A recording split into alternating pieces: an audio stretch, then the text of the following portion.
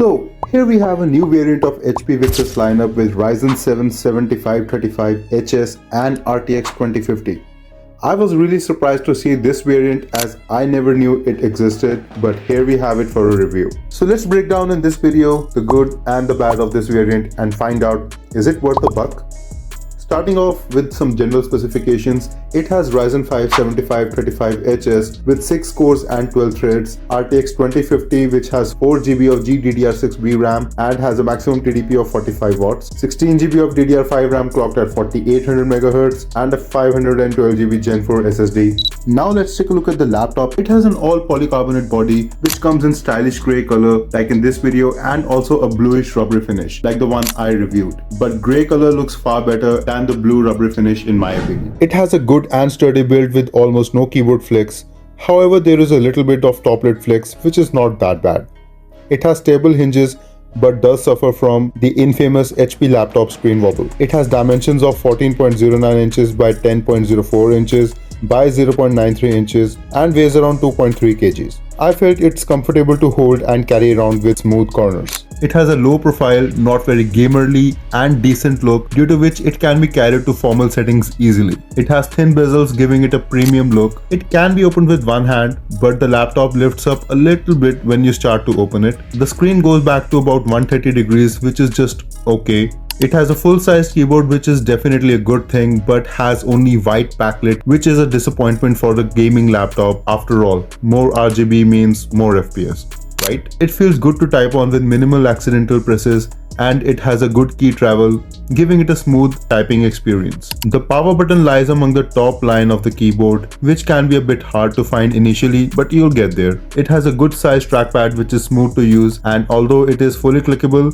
the upper portion is a bit hard to press. It has support for multi-gestures as well. It has a big air intake vent on the bottom, air exhaust vents on the back which lies on this side, as both fans are located on this side as well. There are no exhaust vents on the sides, which does affect the cooling of the laptop, which we will see in gaming section. One good thing about this year's HP laptops, including this one, is that the chassis has been made by using recycled ocean plastic, which definitely is applaudable on HP's part. It has two down-firing speakers by Bang & Olufsen, which gives a good sound and music experience with a good bass and clear vocals. Here is how they sound.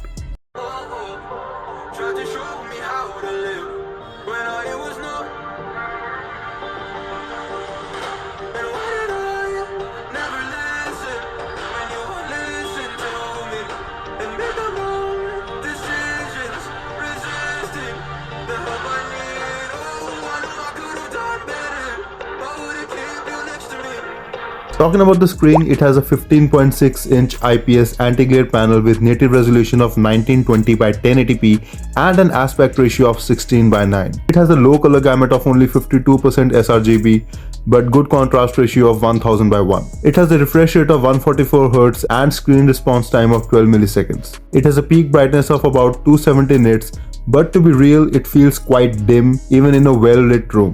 No question of comfortable usage outside in the sun at all. So it has an okay screen which is good for almost all purposes, but not good for creative and color accurate tasks like Photoshop. Talking about the ports, it has in total of 2 USB Type-A ports and 1 USB Type-C port. Starting from the left, it has one power pin, one USB Type-A 3.2 Gen 1 port, which also supports always-on functionality, one audio mic combo jack, and one full-sized SD card reader, which is a rare thing in laptop nowadays and very useful for content creators. On the right side, it has one USB Type-C 3.2 Gen 1 port, which supports display of up to 4K 60Hz, has a power delivery option, which means it can be used to charge the laptop with a Type-C charger of up to 65 watts. It has always-on functionality. Next, it has one RJ45 Ethernet port, one USB Type-A 3.2 Gen 1 port, one HDMI 2.1 port which supports display of up to 4K 60Hz. Port wise, it is average in my opinion, as it has only 2 USB Type-A ports, where 3 USB Type-A ports is a sweet spot nowadays.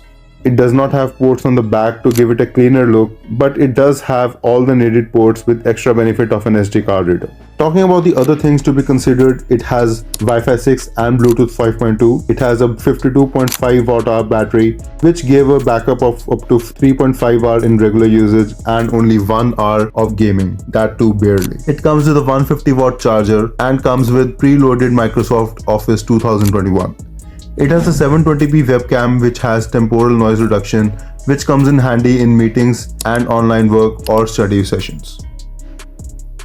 Talking about the upgradability, it has 2 RAM slots which can be upgraded to a whopping 64 GB. Although this information was confirmed by HP customer care, I have my doubts about this. So if anyone has this information, comment down below and I will pin any useful comment. It has 2 M.2 slots, both of which can be upgraded with 2 TB NVMe, giving it a total of 4 TB of storage. It has 1 upgradable M.2 Bluetooth and Wi-Fi card. Coming to the performance of this laptop, Cinebench R23 gave a score of 9460 in multi-core and 1485 in single-core performance. Geekbench gave 6586 in multi-core and 1876 in single-core performance. PC Mark 10 scored 5410. 3D Mark TimeSpy gave an overall score of 4056, GPU score of 3834 and CPU score of 6268. If you look closely, Ryzen 5 7535HS performance is very similar to Ryzen 5 6600H of last year. Now let's see how this laptop performed in some of the AAA titles. All the games were tested in 1080p resolution, DLSS was balanced wherever possible, ray tracing was off, no cooling pad was used, the games were run at recommended settings, and the room temperature was 20 degrees Celsius. As you can see, the laptop held its own in all these titles, giving above 60 FPS in hardcore titles like Cyberpunk, Spider-Man, and RDR2. One can also experience low-level ray tracing by tuning up the DLSS all the way up, but I do not recommend using ray tracing on this GPU. The temperatures, however, is a different story. Although the temps were well managed in long run, the laptop heats up initially up to 95 degrees in heavy titles like Cyberpunk,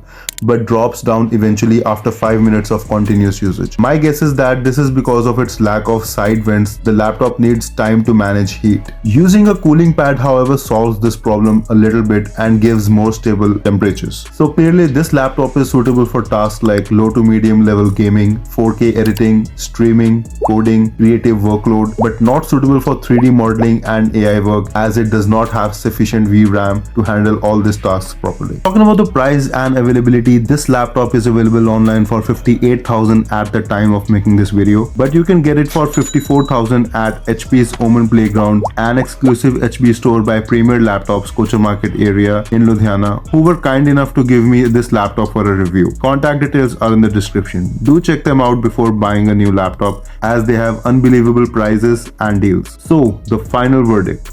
Is it worth the 58,000? In my opinion, absolutely yes, as you can get current gen Ryzen 5 CPU with RTX 2050, which is less powerful than 3050, granted, but is still better than most deals available online at this price. The performance it gives is good enough for almost all types of tasks with more than a passing score. It has good features, good screen, good ports, and I can wholeheartedly endorse this laptop if you are in the market to buy a laptop for about 50,000. If you like the review, please hit the like button, consider subscribing to the channel, and leave a comment for any suggestions. Thank you.